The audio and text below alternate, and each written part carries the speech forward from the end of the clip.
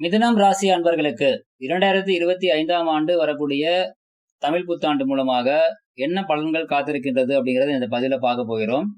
கூடவே ஒரு புதிய முயற்சியாக உதாரண ஜாதகங்களோட மிதுன ராசிக்கு சொல்லப்படக்கூடிய பலன்கள்ல நல்ல பலன்கள் எந்த ஜாதகத்துக்கு கிடைக்கும், நல்ல பலன்கள் எந்த ஜாதகத்துக்கு கிடைக்காது, கெடு பலன்கள் எந்த ஜாதகத்துக்கு கிடைக்கும் அப்படிங்கிற அமைப்பையும் சேர்த்து பார்க்க போகிறோம். ஓகே, இப்போ ஃபர்ஸ்ட் உதாரண ஜாதகத்துக்கு போயிடலாம்.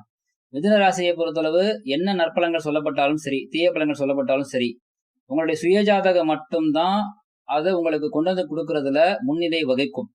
அதன் அடிப்படையில ஒரு எக்ஸாம்பிளுக்கு நவம்பர் மாசம் 1985 இந்த வருடத்துல பிறந்திருக்கக்கூடிய மிதுன ராசி அன்பர்களுக்கும் சரி, நல்லா கேட்டுக்கோங்க. 1985 நவம்பர் மாசத்துல பிறந்த மிதுன ராசி அன்பர்களுக்கும், அதே மாதிரி 1989 நவம்பர் மாசத்துல பிறந்த, அக்டோபர் மாசத்துல பிறந்த மிதுன ராசி அன்பர்களுக்குமே சரி, கடந்த 3 ஆண்டு காலமாக, 3 ஆண்டு காலம் சொல்ல முடியாது, ஒரு எப்படியும் பாத்தீங்கன்னா ஒரு 6-7 வருஷம் பாத்தீங்கன்னா மேல சொல்லலாம். அவ்வளவு வருட காலமாக இருந்து வந்த பிரச்சனைகள் அத்தனையும் பாத்தீங்கன்னா தவிடுபொடியாகி மிதுன ராசிக்கு சொல்லக்கூடிய எல்லா நற்பலன்களும் நீங்கள் கிடைக்க பெறுவீர்கள். இன்னும் சொல்ல போனா உங்க ஜாதகத்துக்கு உங்களுடைய வயதுக்கு தகுந்த மாதிரி, பாலினத்துக்கு தகுந்த மாதிரி, அதாவது ஆணா பெண்ணா அப்படிங்கிற அமைப்புக்கு தகுந்த மாதிரியும் நற்பலன்கள் அப்படிங்கிறது நிச்சயமாக நீங்கள் கிடைக்க பெறுவீர்கள். இப்ப இதே ஒரு உதாரணத்துக்கு 1990 பாத்தீங்கன்னா ஏப்ரல் மாசத்துல பிறந்திருக்கக்கூடிய மிதுனராசி அன்பர்களுக்கும், அதே மாதிரி பாத்தீங்கன்னா 1988 மே மாசம் பிறந்திருக்கக்கூடிய மிதுனராசி அன்பர்களுக்குமே சரி, பிரச்சனை முடிய போகுது அப்படின்னு சொல்லி இருந்துட்டு இருக்கிற டயத்துல இனிமேதான் புதிய பிரச்சனைகள் அப்படிங்கிறது பெரிய லெவல்ல ஆரம்பிக்க போகிறது. இதுல 1990 ஏப்ரல் மாசத்துல பிறந்த மிதுனராசி அன்பர்களுக்கு 2 மடங்கு 3 மடங்கு கெடுபலங்கள் அப்படிங்கிறது இருக்கும், பிரச்சனைகள் அப்படிங்கிறது இருக்கும்.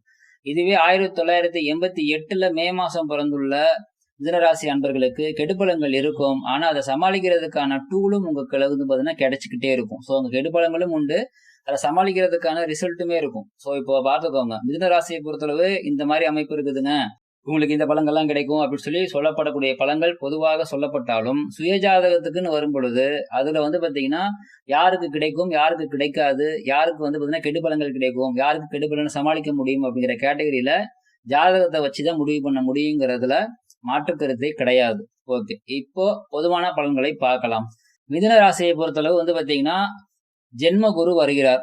ஜென்ம குரு அப்படிங்கிறது பாத்தீங்கன்னா நற்பலன்கள் யாருக்கு அப்படின்னா, எந்த விதத்திலையும் எந்த சூழ்நிலையிலையும் யாரையும் பாத்தீங்கன்னா மிஸ்யூஸ் பண்ணாம, யாருக்கிட்டையும் பாத்தீங்கன்னா ஏமாத்தாம பாத்தீங்கன்னா வாழக்கூடிய அன்பர்களுக்கு ஜென்ம குரு மிக மிக அற்புதமான ஒரு காலகட்டம். இதுவே பாத்தீங்கன்னா தெரிந்தோ தெரியாமலையோ மற்றவங்களை காயப்படுத்தியோ அல்லது மற்றவங்களை ஏமாத்தியோ பாத்தீங்கன்னா நீங்கள் செஞ்ச எந்த ஒரு விஷயத்திற்கும் இந்த ஜென்மகுரு காலகட்டம் அப்படிங்கிறது உங்களுக்கு வச்சு செய்யும் அப்படிங்கிறதுல மாற்றுக்கிறது கிடையாது. எந்த விதத்துல பண்ணும், உங்களுடைய வேலை பறிபோகலாம், தொழில் முடங்கலாம், பொருளாதாரம் பாத்தீங்கன்னா கேள்விக்குறியாகும், கடன் அதிகமாகும். சரிங்களா, இவ்வளவு கெடுபலங்கள் இருக்குது. ஆனா இது எல்லாமே யாருக்குன்னா, இதுக்கு முன்னாடி நீங்கள் வாழ்ந்த வாழ்க்கையில என்ன பண்ணிருக்கீங்க, மற்றவங்கள்ட்ட எப்படி பாத்தீங்கன்னா நேர்மையா உண்மையா இருந்திருக்கீங்க அப்படிங்கறத பொறுத்துதான் இந்த பலன்கள். நேர்மையாகவும் உண்மையாகவும் இருந்திருக்கீங்கன்னா நிச்சயமாக இந்த கெடுபலங்கள் நினைச்சு நீங்க பயப்பட தேவையில்லை. நிச்சயமா உங்களுக்கு நல்ல பலன்கள் அப்படிங்கிறது ஜென்ம குருவால உண்டு. அதுவும் பாத்தீங்கன்னா காலபுருஷனுக்கு 9ஆம் அதிபதி ஆகிய குரு பகவான் 9ஆம் இடத்தை பாக்குறாரு. தன்னுடைய 9ஆம் பார்வையால பாத்தீங்கன்னா 9ஆம் இடத்தை பாக்குறாரு. 5ஆம் பார்வையால 5ஆம் இடம், 7ஆம் பார்வையால 7ஆம் இடம் அப்படின்னு சுய பலம் ரொம்ப ஜாஸ்தியா இருக்கும். ஏன்னா பாத்தீங்கன்னா மிதுன ராசியில புனர்பூச நட்சத்திரம் அப்படிங்கிறது இருக்குது. புனர்பூசம் அப்படிங்கிறது குருவினுடைய நட்சத்திரம். சோ குருவினுடைய நட்சத்திரம் உள்ள வீட்டுல குரு பகவான் அமர்வதனால இந்த தமிழ் புத்தாண்டு காலகட்டத்தில இருந்து உங்களுக்கு பாத்தீங்கன்னா அற்புதமான ஒரு அமைப்புங்கிறது மிதுன ராசிக்கு ஆக்டிவேட் ஆகுது. கூடவே பாத்தீங்கன்னா ராகு பகவான் பாத்தீங்கன்னா 9ஆம் இடத்தை பாத்தீங்கன்னா ஆக்குபை பண்றாரு. 3ஆம் இடத்தை பாத்தீங்கன்னா கேது ஆக்குபை பண்றாங்க. இதுவுமே மிக நல்ல அமைப்பு.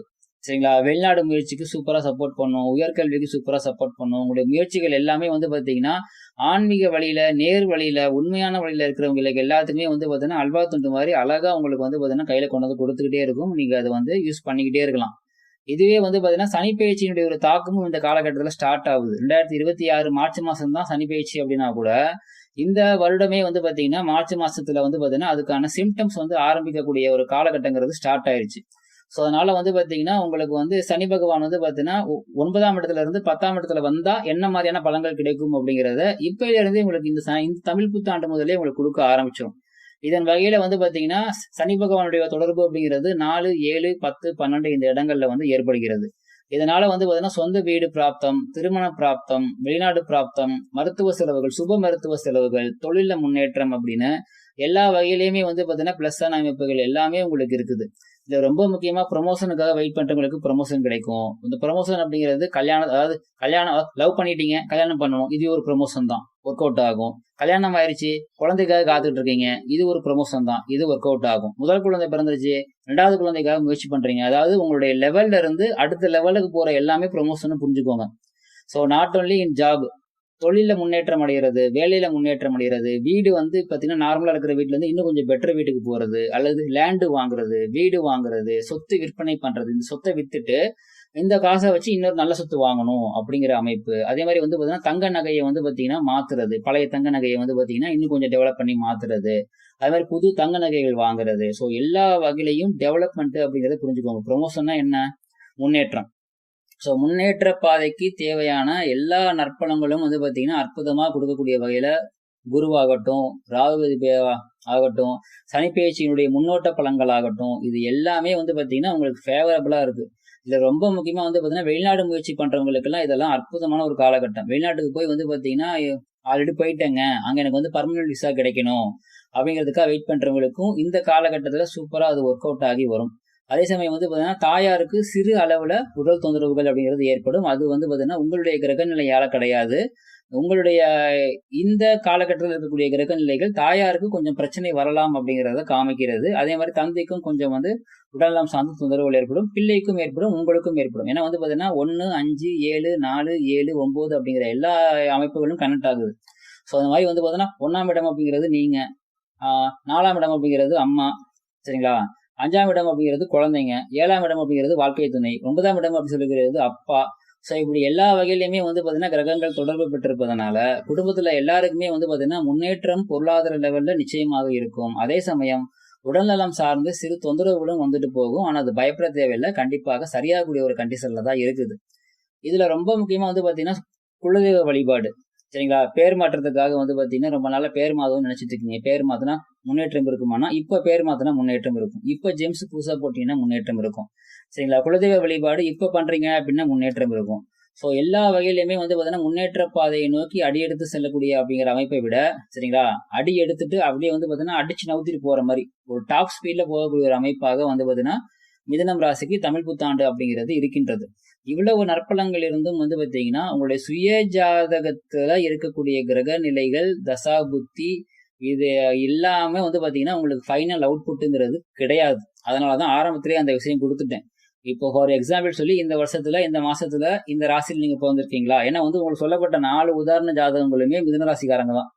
அதுல வந்து பார்த்தீங்கன்னா, பிளஸ்ஸான அமைப்பு கொண்ட 2 மந்த் அண்ட் இயர சொன்னேன். அதே மாரி மைனஸான அமைப்பு கொண்ட மந்த் அண்ட் இயர சொன்னேன். என்னென்ன மைனஸ்ங்கிறத நான் குறிப்பிடல. ஏன்னா மைனஸ் என்னென்னன்னு சொல்லி சொன்னோம்னா வருத்தப்படுவாங்க அப்படிங்கிறதுக்காக அத நான் குடுக்கல. சுயஜாதக ஆலோசனை பெறும் பொழுது, அதுக்கு உண்டான விஷயத்த குடுக்கும் பொழுது, அதுக்கு உண்டான சொல்யூஷனையும் சேர்ந்து குடுத்தோம்னா தான் வந்து பார்த்தீங்கன்னா, அப்பதான் கரெக்ட்டா இருக்கும். நல்ல விஷயங்கள பொறுத்தளவு வந்து பார்த்தீங்கன்னா, தாராளமா சொல்லிடலாம். இந்த மாரி இருக்குப்பா, உங்களுக்கு நல்லது நடக்கும் அப்படின்னு. கெட்ட விஷயத்த பொறுத்தளவு பயமுறுத்தக்கூடாது அப்படிங்கிறது ஒரு ஜோதிடருடைய மிக முக்கியமான வந்து பார்த்தீங்கன்னா கடமை. ஸோ பழங்கள் சொல்லும் பொழுது, நீ இப்படி போயிருவ, அப்படி போயிருவேன்னு சொல்லிட்டு பார்த்தீங்கன்னா, கஷ்டப்படக்கூடிய பழங்கள சொல்லக்கூடாது. அப்படி சொல்லக்கூடிய அமைப்புல அதுக்கு உண்டான தீர்வையும் சேர்த்தே குடுக்கணும். இப்போ உங்களுக்கு நான் சொல்லப்படக்கூடிய பழங்கள் எல்லாமே வந்து பார்த்தீங்கன்னா, நாட் ஒன்லி ராசி பலன்கள பேஸ் பண்ணி மட்டுமே குடுக்கல. ராசிக்கு இந்த பலன்கள்லாம் நற்பலன்களாக இருக்கின்றது. ராசிக்கு சூப்பரா இருக்குது. அற்புதமா இருக்குது. மாற்று கருத்தே இல்ல. அதுக்காக அள்ளி குடுத்துரும், கோடீஸ்வரர் ஆயிருவீங்க, மகாதன யோகம், ராஜயோகம் அப்படிலாம் திங்க் பண்ணாதீங்க. விபரீத ராஜயோகம் அப்படிலாம் யோசிக்காதீங்க. அந்த அமைப்பெல்லாம் கிடையாது. கண்டிப்பாக உங்களுடைய பொருளாதாரத்துக்கு, குடும்பத்திற்கும் எல்லா வகையிலும் சப்போர்ட் பண்ணக்கூடிய அமைப்பு இந்த தமிழ் புத்தாண்டு காலகட்டத்தில மிதுனம் ராசி அன்பர்களுக்கு இருக்கின்றது. மாற்று கருத்தே இல்லை. அதே உங்களுடைய சுய ஜாதகம், இந்தாப்பா வச்சுக்கோ, உனக்கானது தான் இதுன்னு சொல்லி குடுக்க போகிறதா? இல்ல இதெல்லாம் உனக்கு கிடையாது. சும்மா பேருக்கு தான் வச்சிருக்கேன். உனக்கு வேற ஒண்ணு அப்படின்னு சொல்லி, உங்களுக்கு பிடிக்காத விஷயத்த உங்க கையில இது கொண்டாந்து கொடுக்க போகின்றதா? பிடிச்ச விஷயத்த ஆல்ரெடி கையில இருக்கிறதையும் புடுங்கிட்டு விடப் போகிறதா? அப்படிங்கிற எல்லா அமைப்பும் சுய ஜாதகத்த மட்டுமே பேஸ் பண்ணியது அப்படிங்கிறதுல மறந்துட வேண்டாம். எல்லாம் வல்ல இறைவன் உங்களுக்கு துணை இருக்கட்டும். வாழ்த்துக்கள்.